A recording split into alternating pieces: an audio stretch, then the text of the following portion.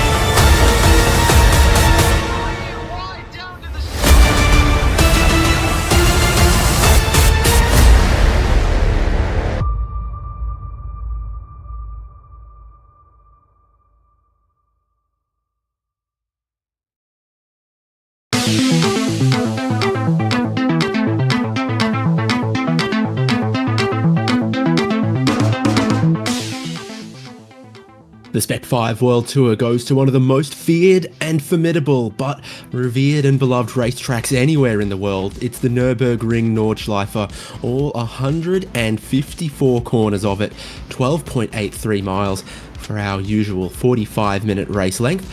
Glad to be bringing you all of the coverage here on HJBC. Hope you're following, and looking at that weather, it is relatively cold, as it ought to be in the Eifel Mountains around this time of the year. Qualifying underway for the Spec-5 World Tour to set their grid for a 45-minute, 6-lap race in these Mazda MX-5 race cars. David Haynes here with Devin Peters, Michael Derby for your HJBC coverage. We're looking at Ronnie Coates right now, and I think he seems to be relatively confident, at least where we're seeing him place the car. This is one of those tracks that really it separates the drivers who've driven 100 hours here and those that haven't. Yeah, absolutely. It's not just about where you place your car for this corner. It's about how you exit for the next 5 every single time. And as he comes here through what we call Aaron's section, he is driving his way with some confidence that we gave up a little bit on the exit there. Watch him go through the second carousel and up the hill here. These Mazda Miatas, they make it interesting around here. You know, you really got to be committed every single corner to get the lap time, and the level of commitment is probably the biggest determining factor on who's going to be leading the grid today. Now for Ronnie Coates, I hope he's packed a good book, an audio book, maybe a podcast, out of Galgenkopf and onto the Dottinger, an incredibly long straight. It's going to be at full throttle for basically a minute and a half almost. It feels like a very, very long run for him to then see out this qualifying lap with really just one braking zone left in it for him. As you can see at the moment, Camden Hibbett's top of qualifying with still a lap left in the bag for everyone. Ray Lombardi in second. Ronnie Coates here is in third, hoping to improve. And you've got Rui Coimbra, Michael Chase, Joshua Soto, Sean Hayes, Ian Giebler, 8th outright there for the open class drivers.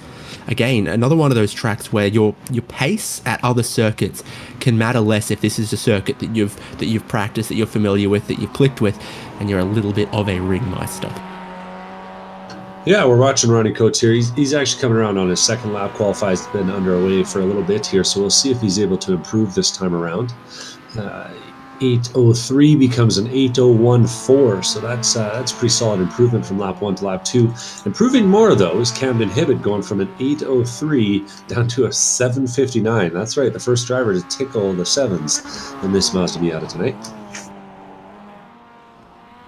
There are an incredible number of sectors of this circuit that my mind is bending. That is not going to be an improvement. You know what? I think he's got one more lap in this if he toes back to the starting point from there, because we're seeing, those 8-minute lap times. He's got 4 minutes to get from the tourist pits exit around to the start-finish line to start one more lap, and so he chooses. Michael Chase is up into third, so Ray Lombardi's been dropped down to fourth. Looks like he's most of the way around a lap at the moment. Might have just crossed the start-finish line. Gareth Brocklesby, nice improvement there, and he's right to the end of his lap. He's fourth. He was second just a couple of minutes ago.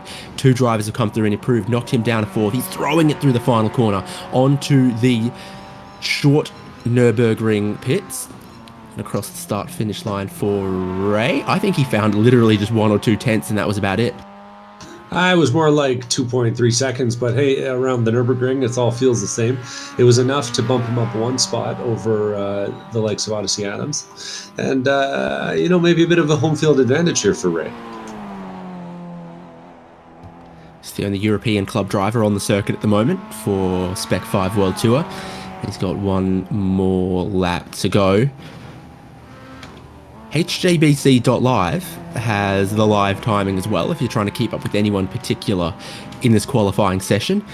The Nürburgring is split into many, many, many timing sectors, so timing can get a little tough when you've got 20 kilometers of racetrack, 154 turns and 8-minute lap times, but it's all of the exceptions of this place that separate it from every other permanent racetrack in the world that gives it such charm. Yeah, it really is an oddity. It's a wonderful thing, this, but nothing else really like it. Ian Giebler was the top driver in open class just a little bit ago, and then Gareth Brocklesby's gone and beaten him by 1 second. They're both in similar parts of the lap at the moment, so very easy to sort of back-to-back how their final lap in qualifying is going. For Gareth Brocklesby, 2 personal bests, and I would say he's probably 2 tenths up on how Ian Giebler's lap is tracking at the moment as well. And shortly, Brocklesby will hit another timing line, and it might suggest he's even further up on Ian Giebler. Yeah, always ebbs and flows around here. But they're coming through still the early parts of the lap here. Plenty of time to be made and lost. Giebler actually just had a bit of a moment coming out of slow corner there. Not gonna lie, my German pronunciation isn't so good, but I might give you the experience here. We see him coming around the corner. He gets that tail wagging a little bit, and then when you try to switch directions back to the right, the car doesn't want to come with you. So just a little bit loose there. And he lost half a second on this lap before that as well, so this one is going to struggle to be an improvement for Ian Giebler, while for Gareth Brocklesby, he is going yet further full speed ahead. There's a few other drivers that could also still improve in this session. Camden Hibbett, at the moment, sits 1.6 seconds clear, but he is not on track. He is not going to set another lap, so it's in the hands of Ronnie Coates, Michael Chase, Ray Lombardi, or even some other surprise package to try to swing one away from him. The purple sectors at the moment are with Ray Lombardi, so purple through the first sector, like Sabina Schmidt's curve, and Hoheneichen, I think it called that one. And then, of course, over the Flugplatz, he was pretty speedy as well. And the third sector, he was personal best as well. So there is a lot of drivers still finding improvement. And this is absolutely the kind of track where your first lap in qualifying is a banker lap. You try to keep it off the Armco, keep it between the white lines. And then the final lap of qualifying, is the one where you can go, do you know what? I think I can take 5 more miles an hour into the carousel. I think I can tuck the little bit of banking through the corner here that you've seen Ray Lombardi just navigate, which is Bergwerk, and onto this long straight, another one of the long straights of the Nordschleife, and heading uphill. So every little bit extra of speed you carry onto this straight will pay seriously tenths and tenths of a second before you get to the next braking zone. Yeah. As we were watching that, Ronnie Coates disappeared and reappeared from the track and disappeared again. I think that after his little incident going up the hill there, he's done for the day. Going to park that car and take his 8014. So we'll see now if anyone can overtake the top 2 spots on the podium. Michael Chase, Ray Lombardi, Odyssey Adams still out on track trying to set laps. We had a couple of drivers who had Harley Davidson out here. A couple of drivers who had no lap time until just a little while ago. So Michael Coates had none. He's jumped up to 9th. Lee Martin's currently got none, and he took the open class win a week ago, did he not? Yeah, he did, and he's second place in the points. He joined the session a little bit late here, so I'm not sure he's going to have the time to finish. So we'll see what it looks like for him on cold tires lap 1 and a little bit cold in the session in terms of not having any practice. Relative to pole, he was 2.5 seconds down in the first sector. So again, a very, very ginger start to this lap for Lee Martin. Others still going quick. So his purple sector's on the board for cars that are out on track at the moment. Michael Chase has got some. Ray Lombardi's got 2. Rui Coimbra's just picked up 1. And all of those drivers are coming around some of the later parts of the lap right now.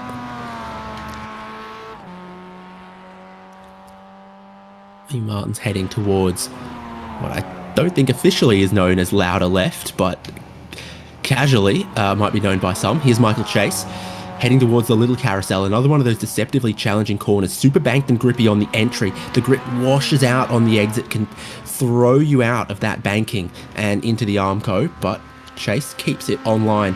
He's going really quick in this last part of the lap. A lot of purple sectors through the twisty stuff and around the carousel. And then it's just Galgenkopf there where you're heading downhill onto the long straight. You know your exit is all that matters onto the Dottinger Hohe. Near enough to 2 miles of flat out racetrack, and for Chase, that's what he's doing. Ray Lombardi, on the other hand, has gotten it a little bit wrong and stuffed it in the wall. I think I would call that section of the track Eschbach. Or maybe this is the YouTube corner. Oh, no, and it looks like it's been deliberate even. Yeah, it goes to YouTube corner, stuffs it in the wall because I think that lap wasn't going to cut it. Anyways, we'll rejoin some of the guys that are actually setting laps. So Michael Chase is coming down towards the end of his straightaway. Yeah, the sectors are still looking good for an improvement, and he doesn't need much of an improvement to find any positions. So a 10th would get him to second. He needs 1.7 seconds to get him to pole. That might be too much of an ask, but if he knows he's up and he just sees this one out, could be jumping to the front row, looking to get a clean start in the 45-minute race coming up. Checkered flag is very quickly out of that final corner, and Michael Chase does jump Ronnie Coates into second place, finding 0.2 of a second on that lap. A lot of other drivers are about to cross the line as well. Odyssey Adams, Mitchell Peake, Gareth Brocklesby, Ian Giebler, that kind of like, and Michael Coates has got quite a bit more of his lap to go. Here's Brocklesby. This is the final braking zone through the Tiergarten and into this chicane here. Nice little bit of curb. Keep it to the left to open up the final 90-degree right-hander. Brocklesby sits 8th outright, pole for open class. As he crosses the line, he'll jump another chunk of time, move up another spot in the outright, and definitely cover off Ian Giebler, who crossed the line and only improved a little bit. Yeah, Gareth Brocklesby making a point here at the end of the season for that open class. He hasn't shown up for every single race of the season. In fact, missed more than he's been here for. But when he has been here, he's been a pretty competitive racer for us.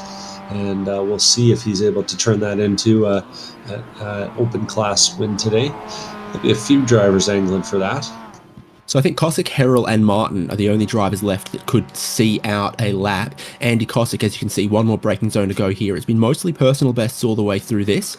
Again, his key markers for qualifying have got to be against those other open class drivers, Gareth Brocklesby and Ian Giebler. Those are the two ahead of him.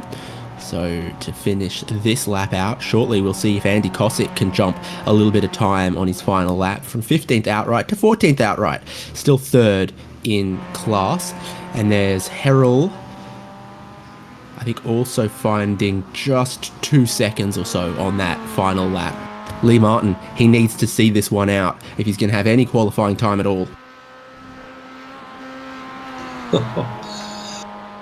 And while we're watching here, I've also just noticed Ray Lombardi practicing the pit entry here. We'll be having pit stops today on the short pit lane here. And it'll be a bit of an adventure for everyone, I think. So again, the only drivers I think we can see finish a lap in the next 2.5 minutes. Lee Martin on screen right now, heading down the Dottinghor.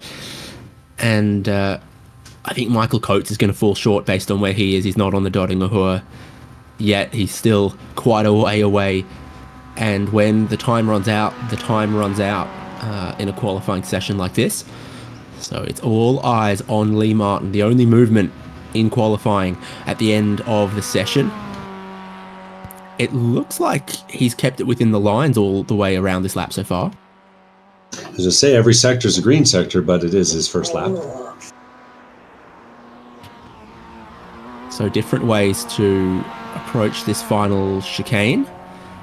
He gets a little wide on the exit, still gets it back to the line. Your apex is Armco. And for Lee Martin, where's the lap going to put him? It's going to move him up a little bit. And it's going to move him up ahead of Orlando Herrell and Andy Kosick in class to a 14th outright as well. So for a one-lap fling, reasonable effort. Here's Michael Coates. He's in the little carousel now. He's got the whole of the Dottinghor still to go. I don't think he's doing it in 80 seconds. He's racing against the clock for sure, but hey, this will be a fun one to watch all the way to the line. We'll see if he can do it. It actually might come close if you look at how the lap's been 7 minutes. He's trying to improve on an 8:05. So right now he needs 1 more minute on the clock, and he's got 1 minute 5 seconds on the clock. If you look at his elapsed time and add the remaining time in the session to get to a total lap time, he might just make it. So Michael Coates, has he timed this to perfection? And it looks like he might be, I think we were hearing he was tracking for about a 1 second improvement on his time.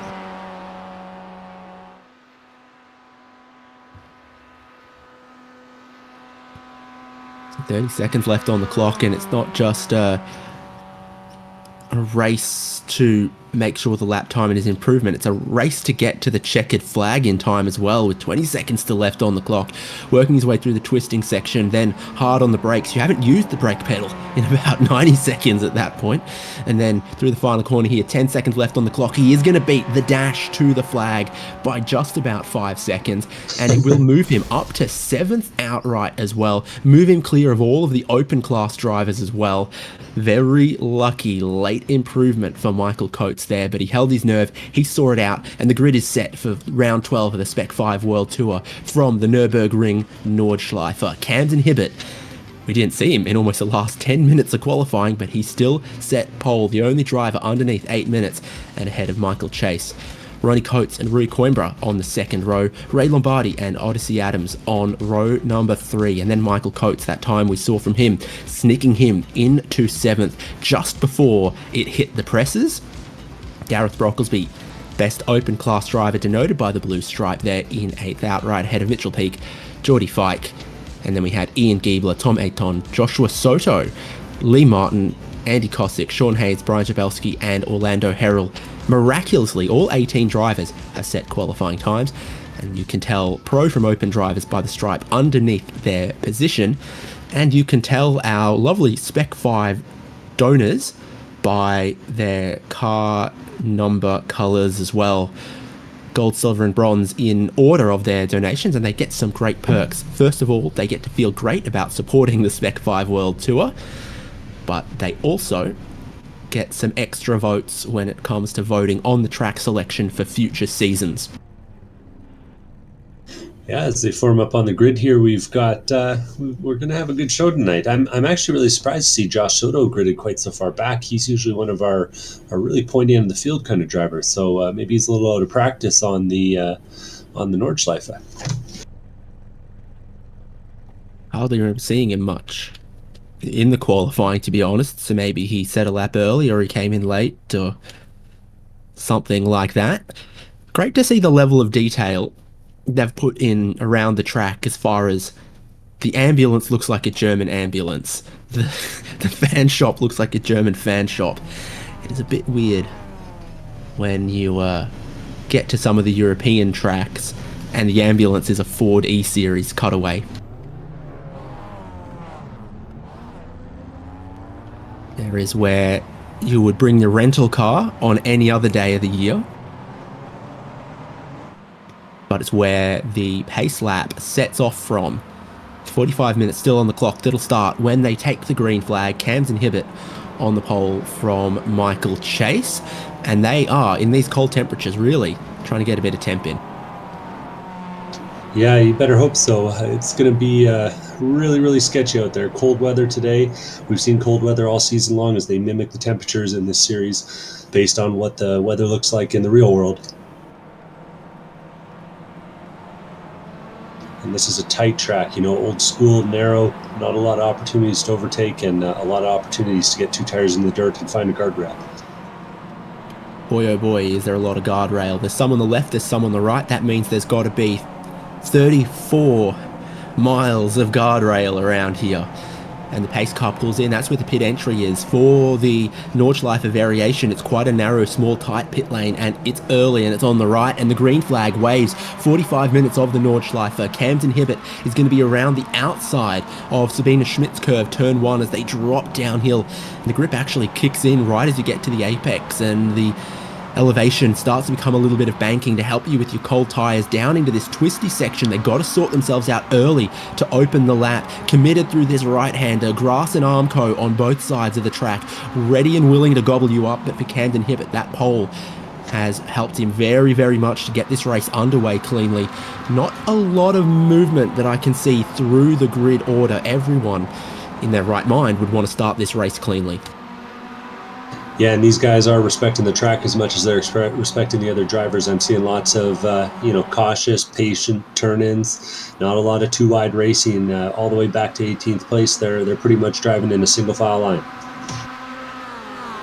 So there have been a few little movements. Rory Coimbra's dropped back a tiny bit off the start. Michael Coates, you can spot him in green and yellow in 5th as they go through the Flugplatz, nearly getting a little bit of air. If they were a bit quicker, if Mazda gave this car 100 more horsepower, I reckon would get the tyres off the ground through there. And he's also shaping up for another spot. The slipstream in this opening part of the lap, pretty massive, on their way to Flugplatz, and now on their way down towards over the crest and the left at Schwedenkreuz into the big braking zone at Arenberg. Ronnie Coates has closed up on Camden Hibbett for the race lead and then just backed out, rolled along in that 2nd place. Coates doing the same thing in 5th place behind Ray Lombardi. Now they do get into this big stop. There's a bump in the middle of the corner. It's a long right-hander. The exit is tight underneath the Yokohama Bridge. And then you head into another high-speed but narrow section through the foxhole, and then the compression to send them back uphill and into one of the famous YouTube corners. In the background, I'm seeing Jordy Fike dropping way back on the opening lap here. He just gave up about 4 spots through Schwedenkreuz. Not entirely sure what's going on with him. He's just maybe taking it a little bit easy. I know that I wouldn't want to be coming up on a wreck real fast on this opening lap. Well, he had Joshua Soto get to the inside of him here for Flugplatz and the right-hander, and that might have scared him out a little bit wide. Yeah, and that'd do it. And again, onto a very, very long, fast section of the lap. That's dropped him the spot. Up front here, Camden Hibbett runs a little bit wide, gets it back on the road, and it bottles up the lead group here with Ronnie Coates, Michael Chase, Ray Lombardi, Michael Coates all over the back of him, and mistaken for brothers, twins, something, Rui Coimbra and Odyssey Adams just in behind this group now as well, not letting the leader, Camden Hibbett, get away too far. Through the triple right of miss, hit, miss, and then the slowest corner on the track is actually this one here, almost at the bottom of a hole. You've got to turn it in a hairpin left. It's where siphon, according to my map. The audible chuckles of my producer at my pronunciation are not making it through the broadcast. But anyway.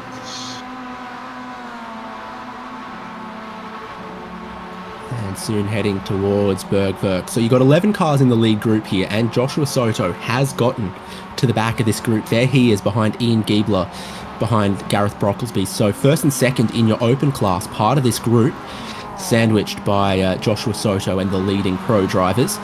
Andy Cossack's leading his own little group a tiny bit back in third. Soto's going to try to make a little bit of a move, and Cossack's got Tom Ayton and Lee Martin for company there. Soto does it, but it maybe separates them from the leaders. Did he see a mistake from Ian Giebler, or to try to pass in a way that has cost them some momentum? Here, you're absolutely flat out. You take that little kink, you're going up the hill here, and it's some of the strongest slipstream. They're too wide up at the front for a moment before Camden Hibbett drops back into line behind Ronnie Coates. Coates haven't taken the lead now, and they go through the guts corner. We'll see Camden deciding to stay in line, even though the draft is causing all the guys behind to check up. It's not exactly a comfortable place to be when there's this much momentum in these cars.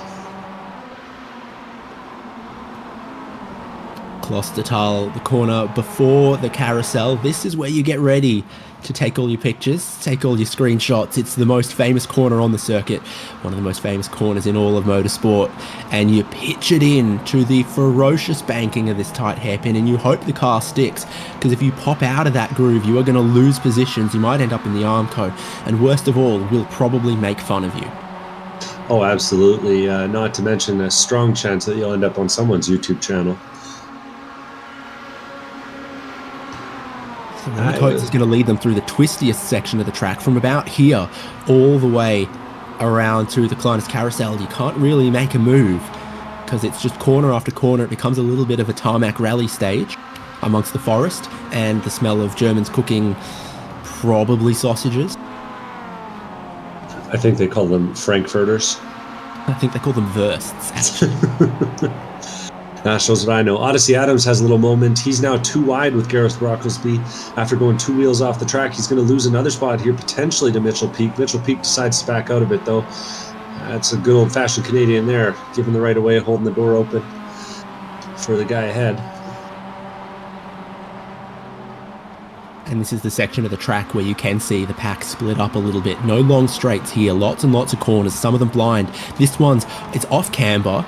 You can't see the exit, and then the exit's got that nasty bump as you ride up over one of the very aggressive curbs that the Nordschleife is known for. There are Grand Prix tracks where the racing line is to get all over every curb. Through here, it can end up just being like hitting a gutter and sending you into the Armco, that's for sure.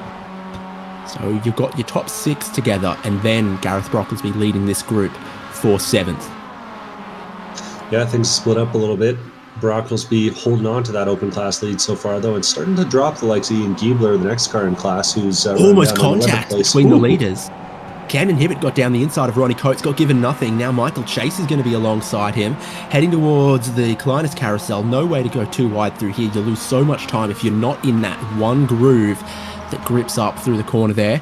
So Coates squeezing Hibbett a little bit on the way into the Schwalbenschwanz.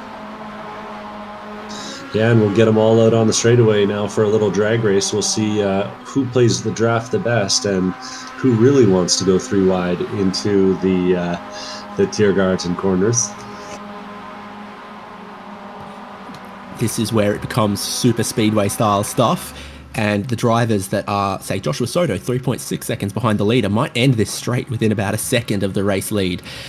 Chase is going to pull out from behind Cam's Inhibit. Cam Inhibit's also going to pull out, so 3 wide for the lead, 2 wide behind them. A flying formation for the race lead. Michael Coates was 5th coming onto this straight. He's got massive speed, slipstreaming off Chase. Ray Lombardi sticks his nose down the middle of the gap, 3 wide, to go from 4th place to the race lead, heading down the hill through the Tiergarten. It goes about single file from here as you've got these S's that feed you into the braking zone of the chicane. Ray Lombardi goes to the lead of the race. Cam's Inhibit goes through into 2nd, and Ronnie Coates, he led them, and he's now 4th place in this group as they're going to complete lap 1. The open class did the same as they filtered down, and Andy Cossack was the big loser at the end of it all. Went back 3 positions as far as I could tell as they were filtering down through the chicanes before the start-finish line here.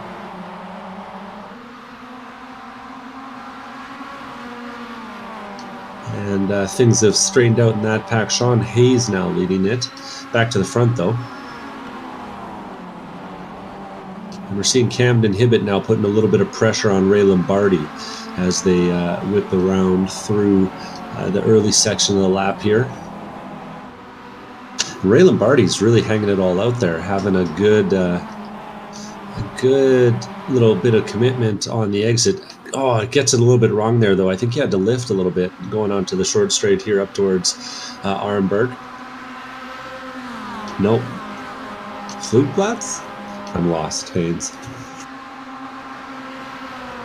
Yeah, Kühlbacher and Flugplatz. He's wide at the top of the hill, though, similar to what we saw Geordie Fike do. And so they're side by side for the race lead here, heading down towards Schwedenkreuz, and it is a long straight here with the leaders side by side. 3rd place gets a big slipstream. Here comes Michael Chase, but there's nowhere to go on the Nordschleife here. You're absolutely suicidal if you try to take it 3 wide. Ray Lombardi still has the inside. He needs just a little tap on the brakes round the outside. Camden Hibbett just had a lift off to go round the outside with super confidence to the inside of Arenberg and back to the lead of the race by going around the outside of Schwedenkreuz. Normally a suicidal move in a GT3. In these Mazda Cup cars, I think you're just able to do it. You've got a little bit more width to play with. You're not going quite as fast. They're still side by side heading down the hill here as Ray Lombardi wants to strike back, and he'll have to go around the inside around the outside to get the inside, and he goes back to the race lead. All of this battling, keeping the top 10 super close together, 2.2 seconds to cover them all. Joshua Soto is up to 9th, only 2.5 seconds away from the race lead. This is going to be spicy if they can keep it together like this for all 6 laps of the race. I want to tell you, it will be difficult to race like that for too long, though. Absolutely. The margin for error out here is so thin. I'm seeing death hiding behind every corner. These guys apparently aren't, though, as they file it single file into Metzgerfeld and come down through the right-hander at Callengard. We're trying. So in English, it's great that some of these corners have got English names and German names. In English, miss, hit, miss. In German, I think Dreifach rechts. So the threefold rights there. And then you go downhill, and Lombardi's gotten a little bit wide. Hibbett's got a good run at him heading towards here. And I don't think Lombardi's defending the inside of the next corner. I think he's offering it up if Camden Hibbett wants it, but Hibbett doesn't. Easy to run on long in the braking zone there as you're going downhill. A lot of elevation change all over the track. And Devon, I want to sadly report to you that the total elevation difference between the lowest and highest point of the track here is more than Bathurst. I would believe that, what with the whole driving around a mountain thing, but it is still pretty impressive to remark. They're being pretty impressive all the way through here. Unlike Spa-Francorchamps, which doesn't, inferior Spa-Francorchamps might be longer than Mount Panorama Circuit, but it is not taller. I'd be willing to accept that, and also that it's easier than Bathurst, minus, of course, the off-tracks. So the Germans can take the crown. I still got beef with the Belgians. We're side by side once again, heading up towards that bravery curve, which I want to say is absolutely one line, but they're going to prove us wrong because they are so tightly packed for the lead. Camden Hibbett covering them off too wide. Ray Lombardi's got half a nose down the inside. Surely that can't work. He has to back out. Around the outside, there is some contact. Lombardi into the Armco as he made just a tiny tap with Ronnie Coates. Too wide through there would just never work. And for Ray Lombardi, it sent him spinning as he pulled off the throttle. Car was on the nose, and just that there does it.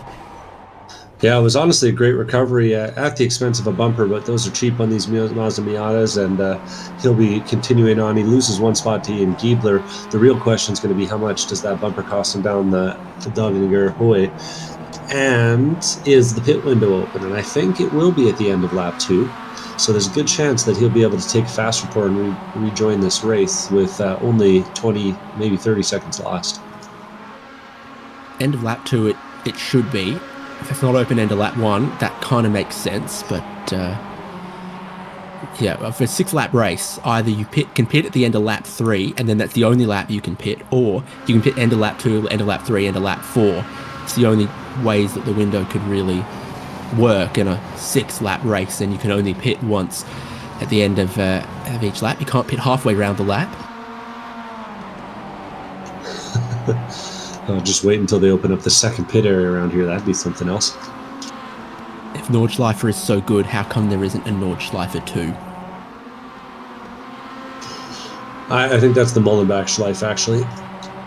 No, you're true. That's an awesome track. That's the perfect layout. Of all of the possible layouts of the Nürburgring, Nordschleife and Grand Prix, I think the Mullenbach Schleife are absolutely perfect. Literally just a hairpin at the far end of the Grand Prix circuit and a connecting road to bring you back around to it one more time.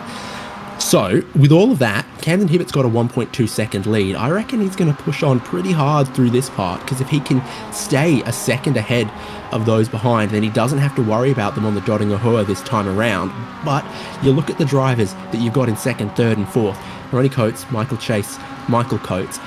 I think if they get their bumpers locked together, they'll have enough speed to mow him down in a little bit of a train. And they seem like the kind of guys that at this point of the race would go, yeah, let's not let Camden Hibbett get away with this one. So we will shortly find out as they work their way through the Schwalbenschwanz. And then the mini itty-bitty carousel. On any other circuit, this would be one of the greatest corners. But it's tough when, you know, your older brother is the big carousel. Real Liam Hemsworth areas.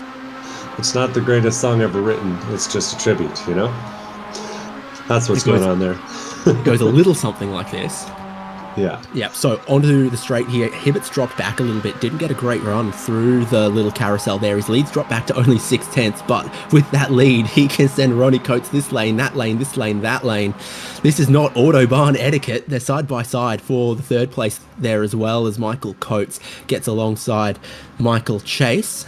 You got 2 Coates, 2 Chases amongst 3 drivers, and here comes the lead coming down side by side, but it's the drivers one group back that have got more speed. Michael Coates has got the most speed, nowhere to go with it. Lane opens up and he can't go through it. He has to push Ronnie Coates. Michael Chase gets to one side. Here comes Mitchell Peak. We haven't really said his name much at all, but he came onto the straight in 6th or 7th. And now he finds himself briefly with his nose in second. It drops back into third. Michael Chase hoping to clear Ronnie Coates for the race lead here. Camden Hibbett's lead of 1.2 seconds becomes 5th place by the end of the Dottinger Hohe on the end of lap 2. Pit entries to the right and no one's going there.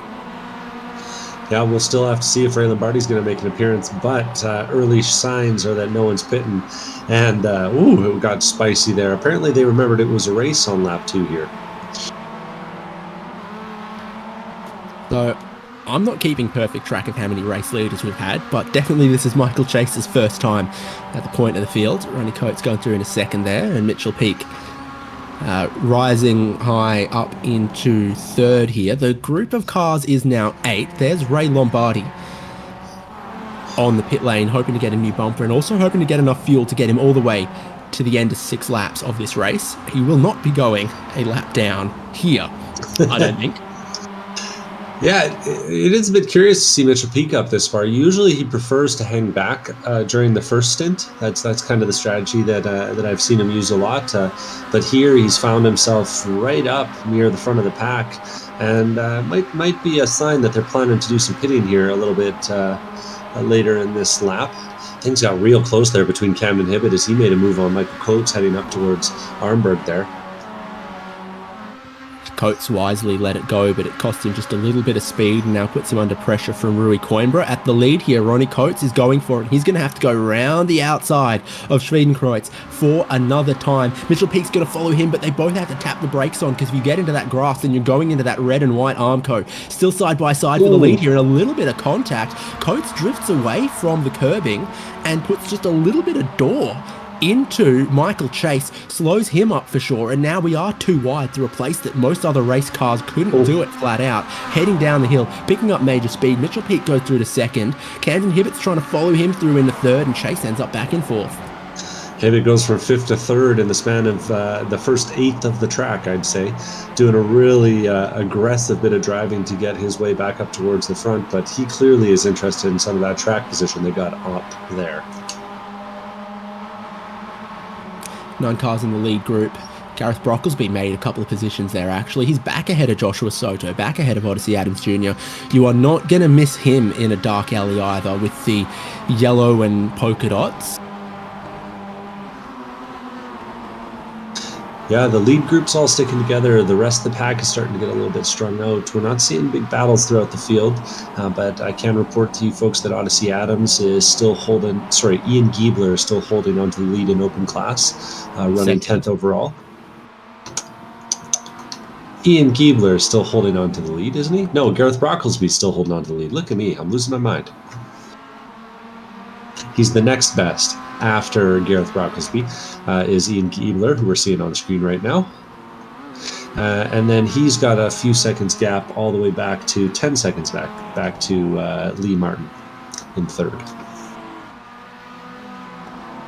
And you can see Geordie Fike, Tom Athon, so a couple of guys pretty close here as they make their way through Versheifen.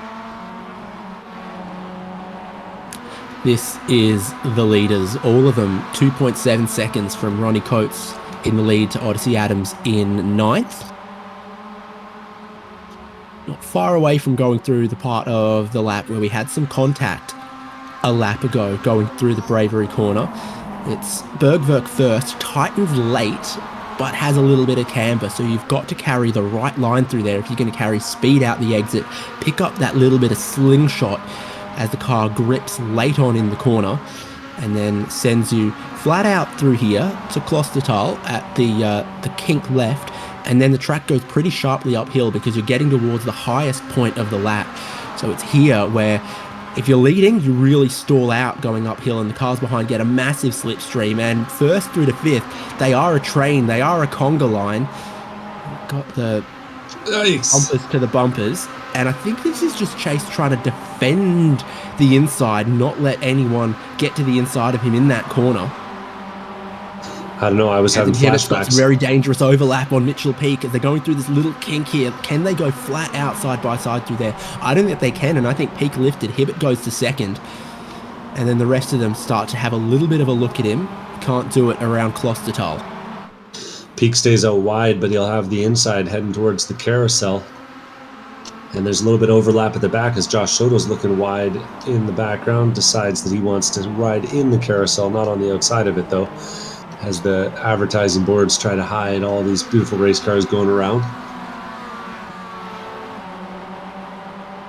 There was a little bit of bump actually between them in the middle of the carousel there, not the kind of place I thought you could bump draft. I'm not sure it's called bump drafted at that point. I think it's more like bump and run. Or yeah, something like that. But almost. This is the highest point of the track here. Well, these Miatas love it going downhill, you know.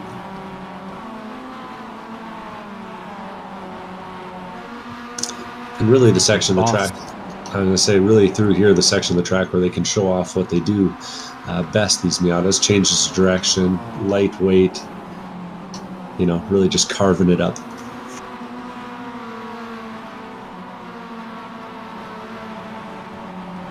So Coates still leading them at the moment here with Camden Hibbett. A little bit of a gap forming, as can happen through this part of the lap. Nearly a little wide there. So easy to do. You can't see the exit. You're going uphill. It comes off camber in the middle of the corner. Car gets a little bit of air on the way into this next bit. And then you've got to make sure you stay tight right to open up the left-hander. You can keep the full throttle absolutely flat from here over the crest and then down and towards the little carousel. Camden Hibbett knows it.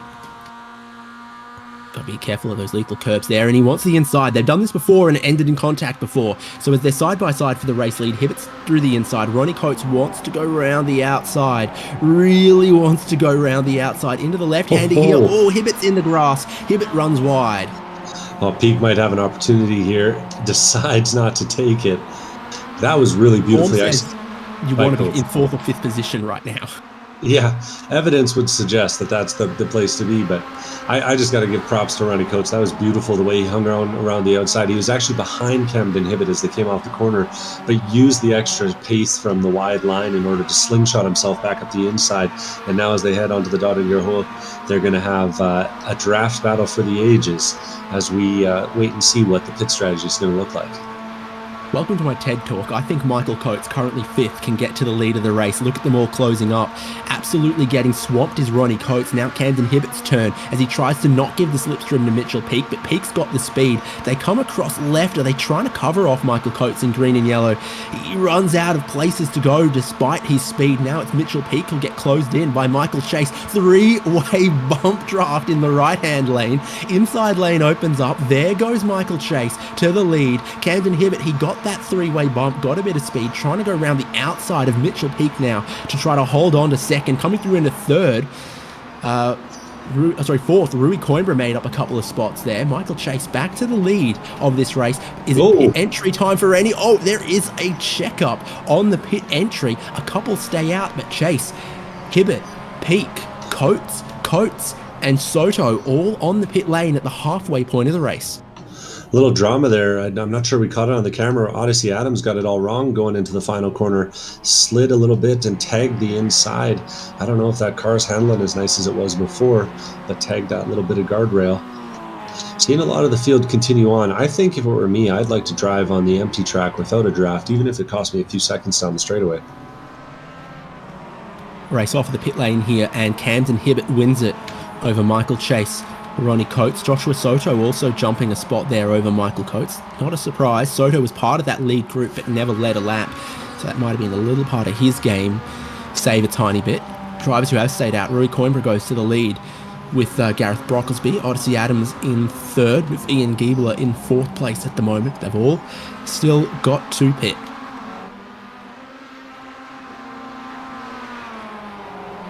Yeah, and as the former leading pack comes out of the pits, they're having to contend with Andy Cossack.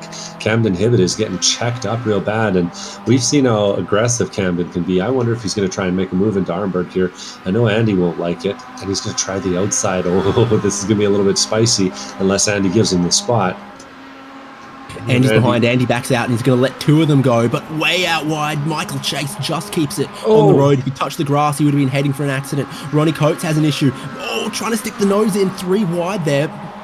Peak runs out of space as well, and all of them are just absolutely freight training Andy Cossack at the moment. Here comes Michael Coates, and here comes Josh Soto. He's looking for a move down the inside of Peak. He's going to get that. Is he going to get to the inside of Coates? He's going to force Coates to run a little bit wide across Schwedenkreuz and have the inside into Arenberg. On the outlap already, it's getting a little bit feisty.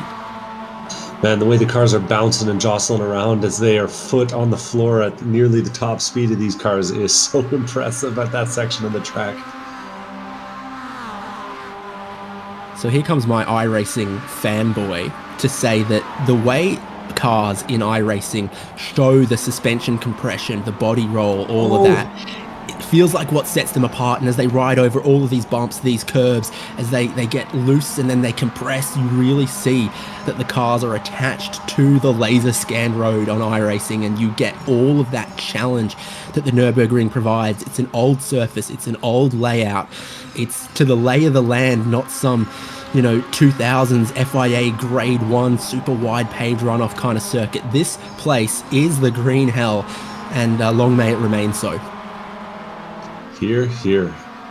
These guys are starting to have some brushes with it too. It's getting a little bit dangerous out of there. Interesting to see Josh Soto working quite so hard. He hung back in the early part and managed to get himself into a position here where, with a little bit of luck, he's going to be battling for the lead right away. That's not lucky. Ooh, 2 tires on the grass. That was dangerous.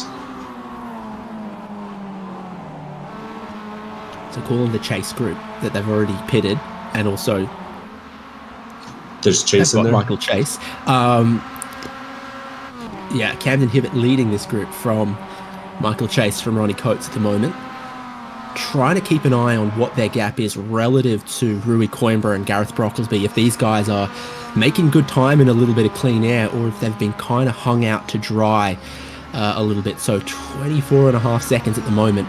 When they get to pitting in at the end of this lap, which we expect that they will do, have a look at that one again, and that'll give us a little bit of a heads up if Rui Coimbra is going to emerge in the lead or off the tail of the leading group like Hibbett and Chase and Ronnie Coates.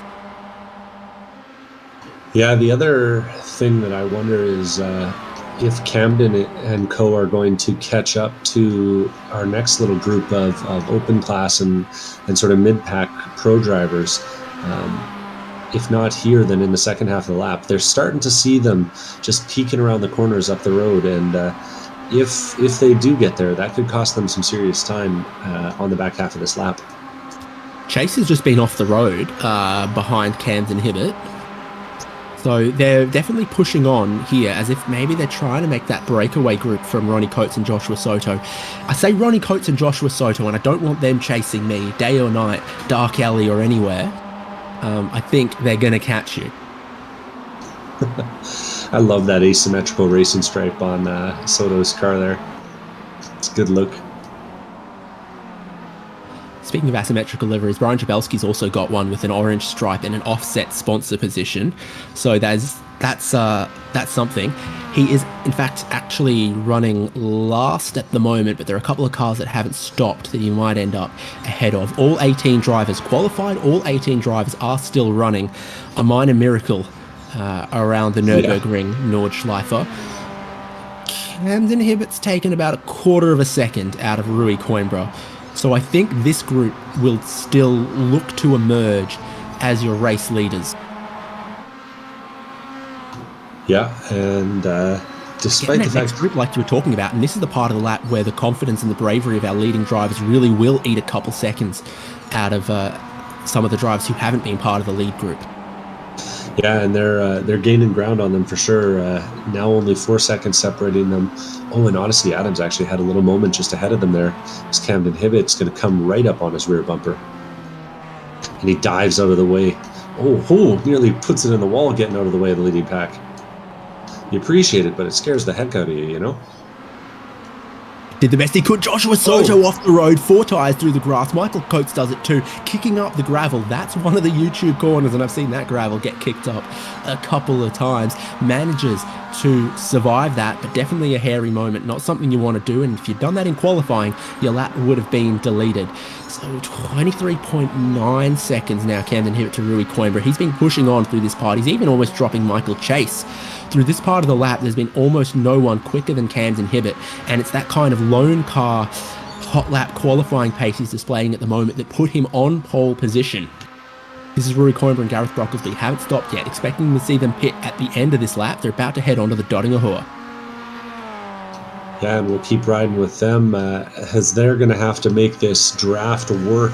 I think if I'm in the lead car, I'm begging the guy behind to hook up with the rear bumper and push. Heck, I might even be tapping the brakes at this point to make it happen sooner. Oh, is that a golden retriever? Is he about to be a golden pusher? We'll see. He doesn't seem that interested in getting right up on the rear bumper. We've definitely seen Crazy cars. thing about this, right, is these are the leaders who haven't stopped, and on the same straight you can see the chase group that has stopped, but there's 25 seconds behind them. So there's a linked up group of Soto being pushed by Peak, being pushed by Coates, trying to catch Hibbett, Chase, and other Coates. And so as Camden Hibbett tries to battle, Ronnie Coates has got so much speed, he has to tap on the brakes in third place. On the straight, he taps the brakes to not absolutely drill the driver in front. We've got Rui Coimbra and Gareth Brocklesby hitting the pit lane. For the next group, we've got a battle for what will become the race lead as Chase gets in front of Camden Hibbett. Them are all being caught by Soto, Peak, and Coates as their three-way choo-choo train, 3 locomotives hooked up and in multiple unit control, have caught back up to the leaders. You've also got Lee Martin, Ian Giebler, and Sean Hayes on the pit lane, expecting everyone else on the end of this lap as well. There's Rui Coimbra getting going, but the train is gone. Michael Chase leads again from Camden Hibbett from Ronnie Coates, and he's going to drop in behind Michael Coates in what will be 7th position. Brocklesby, a longer stop, is just being left behind at the station. Yeah, another report from the pit lane is that Orlando Harrell had a bit of an incident in the final sector, put the car into the wall and had to get it brought back on the flatbed to the pits. Unfortunate for him, but his race will continue once the tow is finished. I love one of the angles of the spectators here because I was praising the perfectly accurate German ambulance, German merchandise truck, and then in the shot here, the fans have parked their Hummer next to the circuit. Not sure that. Yeah. You need to be like a 1.2 litre Polo. Yeah, that does sound a little bit more accurate if we're being honest. Though you think the Polo would probably be out there racing today too, in the same class and all. All the pit stops done, 2 laps to go on the Nordschleife. Michael Chase has a lead of about half a Mazda Miata and about an eighth of a Mazda Miata. He's got Camden Hibbett around his outside. Ronnie Coates plays Kingmaker, stays in behind, maybe almost looking to bump. Here comes Joshua Soto. Is there a third lane for him? He wants there to be, but there isn't. Even too wide across Schwedenkreuz can be lethal. Too wide, too deep for the race lead. Here we go. Camden Hibbett down the inside into the race lead. Chase being held out wide. Soto on the narrow line, looking to get through into 2nd place. He rode in 7th place, 8th place, almost all the way through the opening stint of the race. Now, Joshua Soto is lighting the afterburners. Yeah, Soto came in there like a bat out of hell. It was dangerous looking as he was coming up on those guys. The closing speed was pretty intense, but they're coming into another dangerous section here.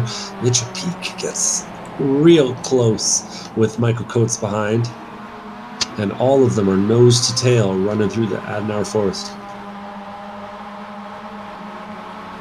So the whole gang's back together. 7 cars for the lead group in powerful slipstream, but dancing on a razor's edge with no paved runoff, no gravel traps, none of that at the Nürburgring Nordschleife. Right here's where the tower that all the phone reception comes from, so that you can pull a little bit of data from the car when they're around the far end of the track.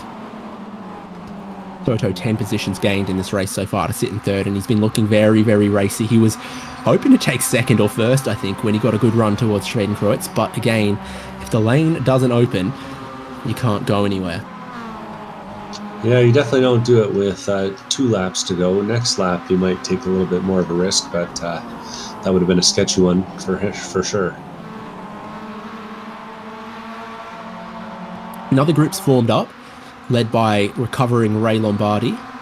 He's got Lee Martin, Ian Giebler, Geordie Fike, and Sean Hayes with him.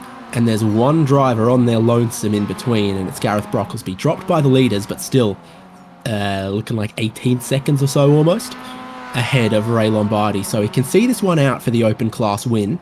He's got 19 seconds ahead of the next car in class, but he will probably not be having a perfect view of the race leaders. Dorringahua on the final lap in about 10-12 minutes time is going to be something crazy. Yeah, it's going to be busy up at the front. These guys are confident and they are willing to lean on each other a little bit. So I'm thinking that if they make it through the next couple straightaways here, they're gonna put on a show for us this time and next time. You're absolutely right. Too wide at the back. That's Michael Chase. That's Michael Coates looking up the inside soon to be the outside of Mitchell Peak, and they're all going too wide. It's too wide, 2x2x2 in the lead pack here. Is there rain coming? Have you built an arc? Michael Chase goes to the lead here on the narrow line through the inside. You've got to be careful not to wash out too wide and touch that grass, and they nearly did. So Chase back to the lead ahead of Hibbert. Soto still sitting in third. Really not a whole lot of change happening that time. At Klostertal, though, looking down the inside, Cams and Hibbert right before the carousel, trying to take it away. Tries to trick Coates into running a little bit deep. The best apex is late there, so around the outside, I think you can keep the power in. The inside line is the only way to go through the carousel. That no good will come from trying to go around the outside of the carousel. Camden Hibbert knows it. He gets back in line, and all of them work their way on the concrete. The most famous corner there. Definitely the one that sells the most pictures. And some lucky someone, has their motorhome parked on the inside of the corner there, and that would be a great place to be for 24 hours in May or June or July or whenever they host the next 24. The Nürburgring 24 seems to move around in the calendar quite a lot. They're using the German calendar, not the North American one.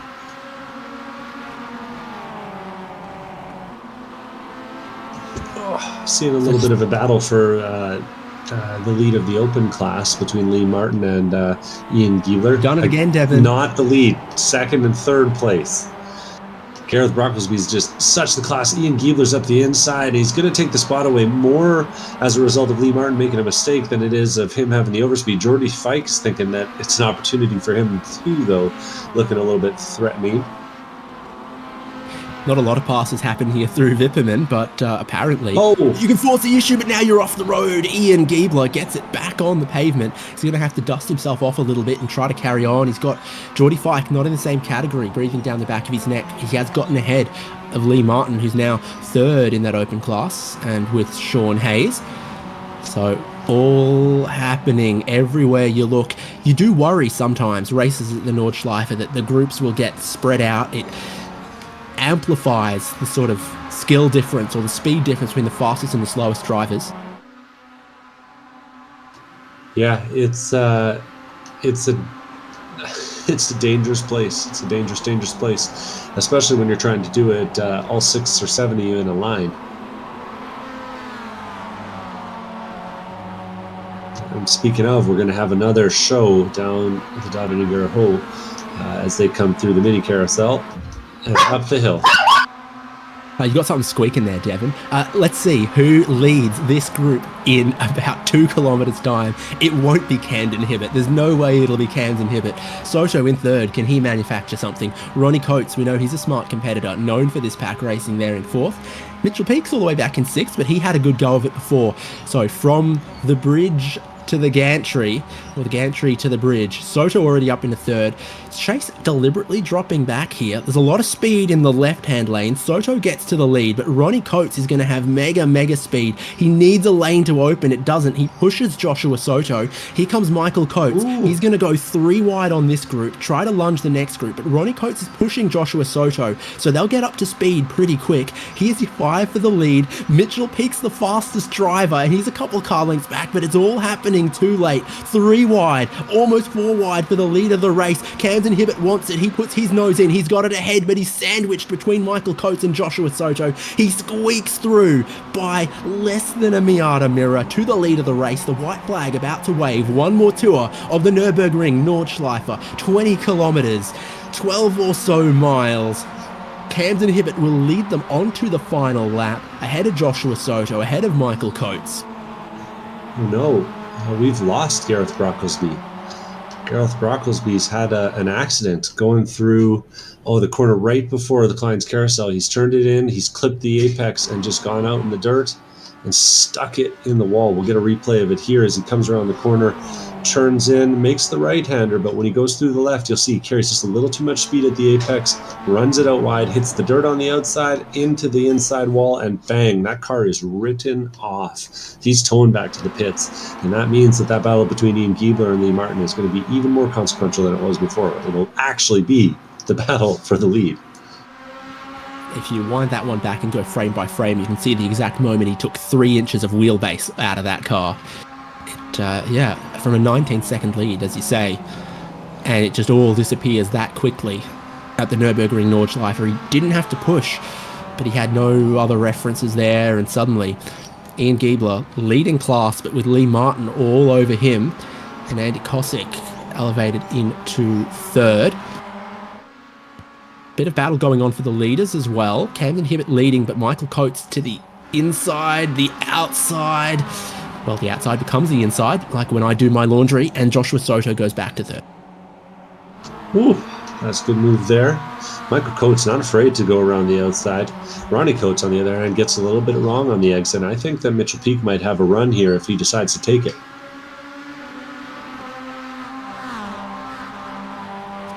I think he decides not to at this point. It's kind of down to our leading 7 cars on the final lap now. It does feel a little difficult to take a move at this point, because really it's all going to come down to the last straightaway anyway.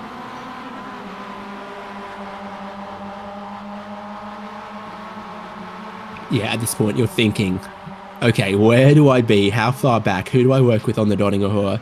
And for Camden Hibbett, it's the opposite. It's thinking, can I break away from these guys on this lap? Camden Hibbett has been one of the quicker drivers. Obviously, he got qualifying. He was almost pulling away through the twistiest section of the lap from the carousel around to the mini carousel. But he never quite got that sort of 1.5, 2, 3, 4 seconds that you need to just lead on away. And then if you're 1 second ahead coming onto the Dodingerhoor, you're just going to get swallowed up because you give everyone else such a big run up to shoot past you. Yeah, I'm surprised that we're not seeing more guys trying to move backwards, honestly, at this point.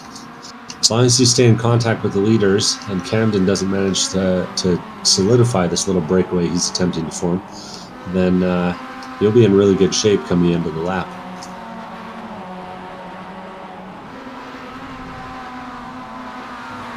A little bit of grass from Michael Coates. And Camden's already being a little, well, he's watching his rear view mirror, making sure that there's not an easy draft for him.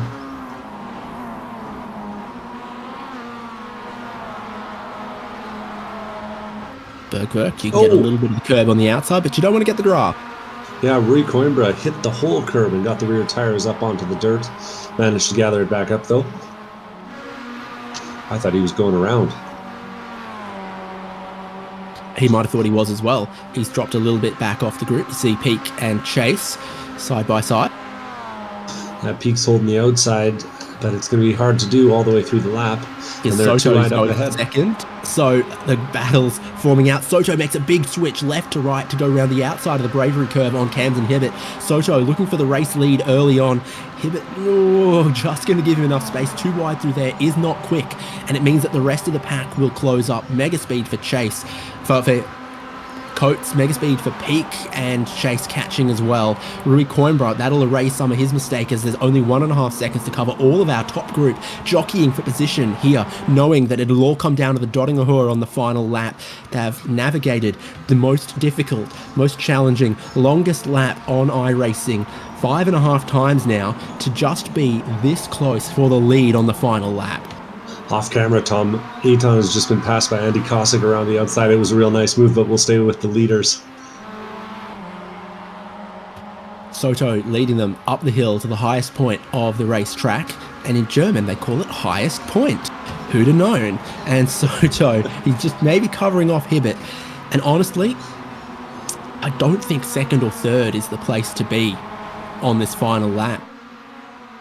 Honestly, it's shocking the Germans name corners at all. Like, it's not just the right-hander, and then the left-hander, and then the right-hander. I mean, come on. They love to give things a number and then also a name.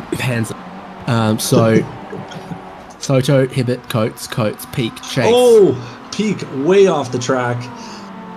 Gets all 4 tires off, way off line, and he's going to give up a spot to Michael Chase here if he's not careful. Chase ends up having to give it up, but again, Peak's off the track.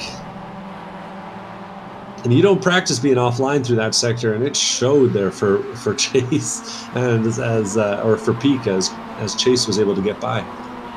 Soto's playing some weird games. He's playing some weird games at the lead here. He's boxing them all back. He's got Hibbett absolutely at his rear bumper. Michael Coates is trying to give them both a little bit of space, but I think Soto knows if he just leads all the way from here, he'll get swallowed up. No chance on the Dottingahua.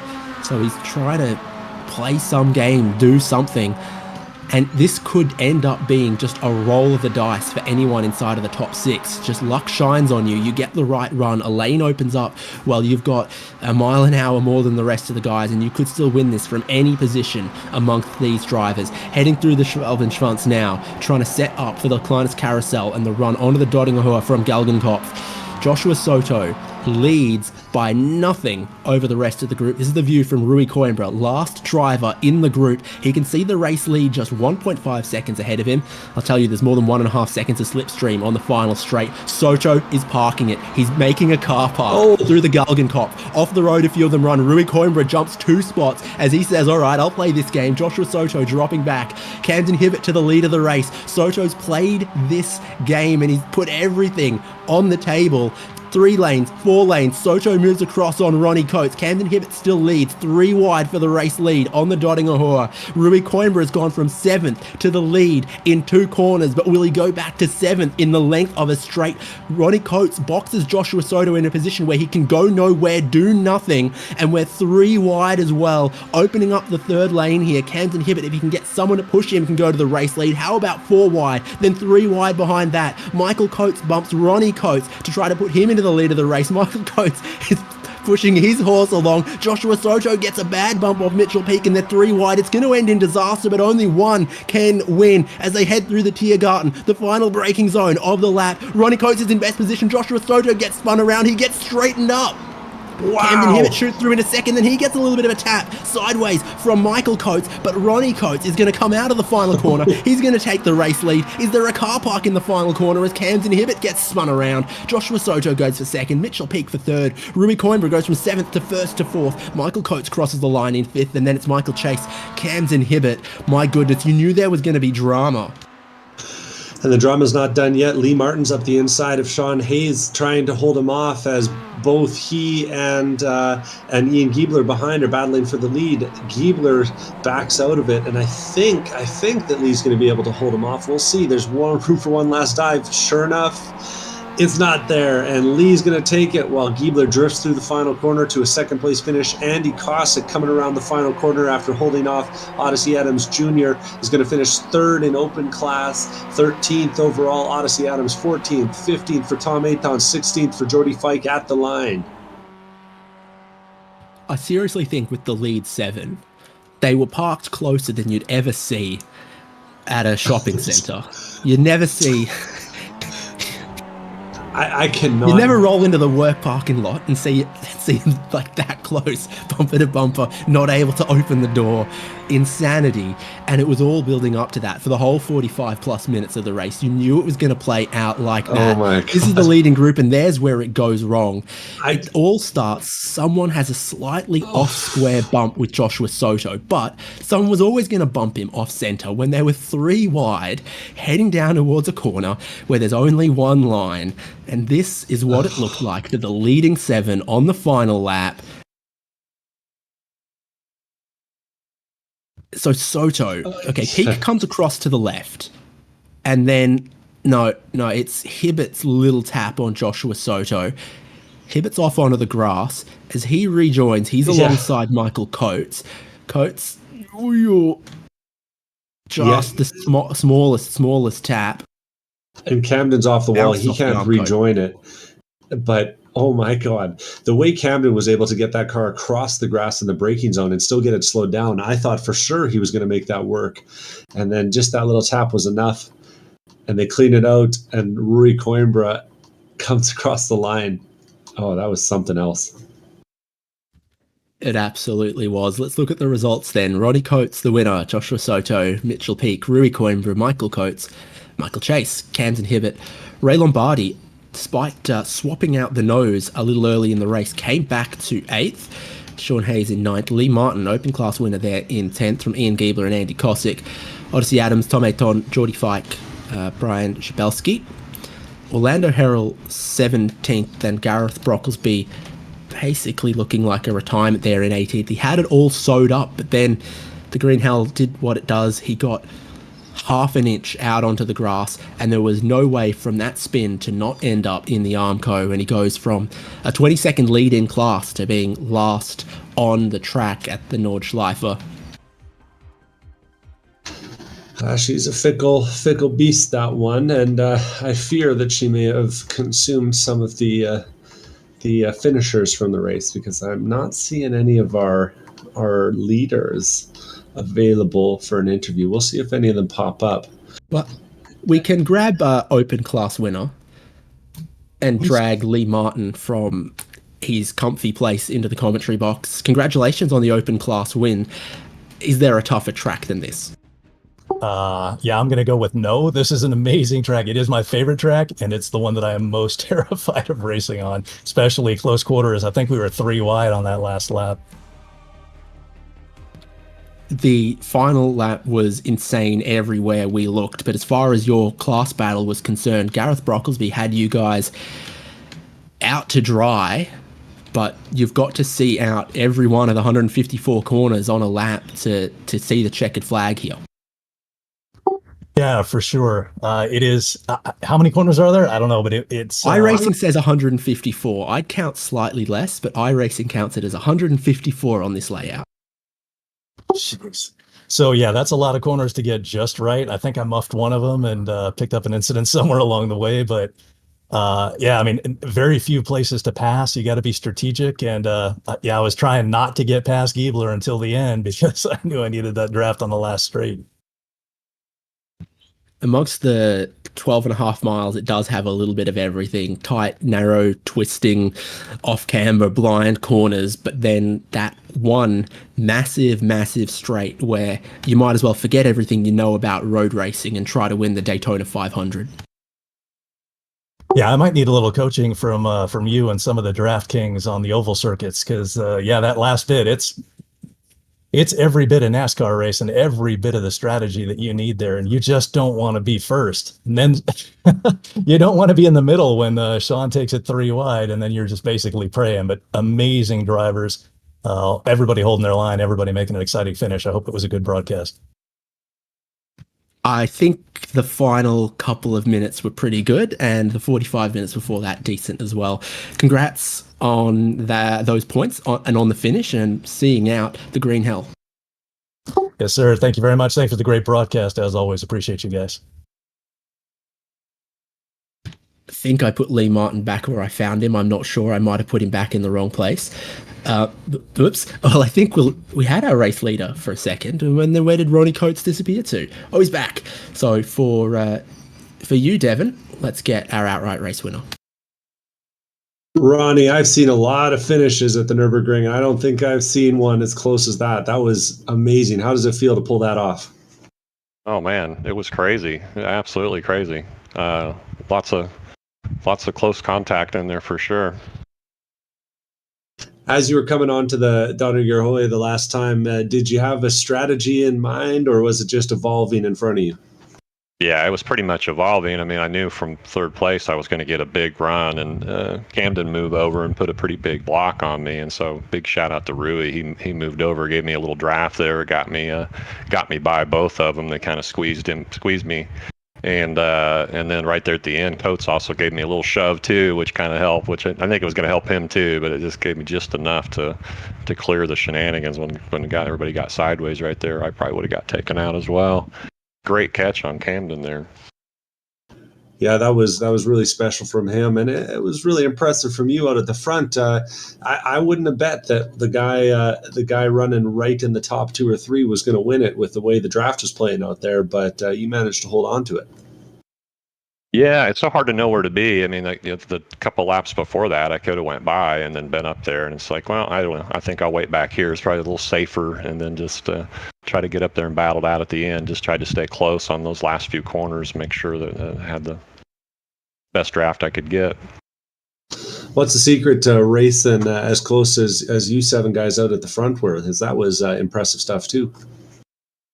Well, I mean, we've been racing together for a couple of seasons now, and I think we kind of all know each other pretty well. And I did Unfortunately, I think I rubbed Michael a couple of times where just it was a 0x, but and Soto too one time was just pushing, and it's hard to see your marks and stuff when it's a sketchy track. I always feel like it's one you kind of try to survive. It's you can push and go way faster, and then you die. So it's not worth it. Well, that's a pretty big points haul for you there. I got to think that makes you feel a lot more comfortable in second place in the points after drop weeks start to get counted. Yeah, it certainly helps. I think Camden's probably already got it wrapped up. He's got a lot of wins this season, and I don't know. I haven't looked that closely, but I think it's probably out of reach. But it's definitely a step in the right direction. Cheers to you, man. Well, looking forward to one more of these things. We'll see you back next week in Monza. Yeah, shout out to the Not a Team guys and some good practice for this race. So anyway, thanks guys. Thanks for the broadcast.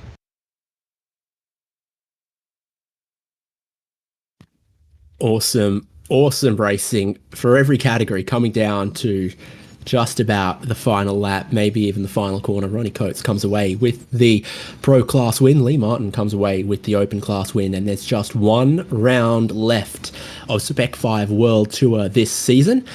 And you'll see it here on HJBC in a week's time, so make sure you're subscribed so you don't miss that. The championship decider is going to be on the Monza Combined, so we might get a little more racing similar to what we've just seen today, except we'll have to brush up on our Italian pronunciation, Devon, so that's our homework for the week. Yeah. Buena. See? Final round is round 13 of Spec-5 World Tour Season 14 from Monza Combined. Make sure you join us same time next week for that one. I've been David Haynes with Devon Peters, Michael Derby, our producer, and another amazing race from the Nürburgring Nordschleife.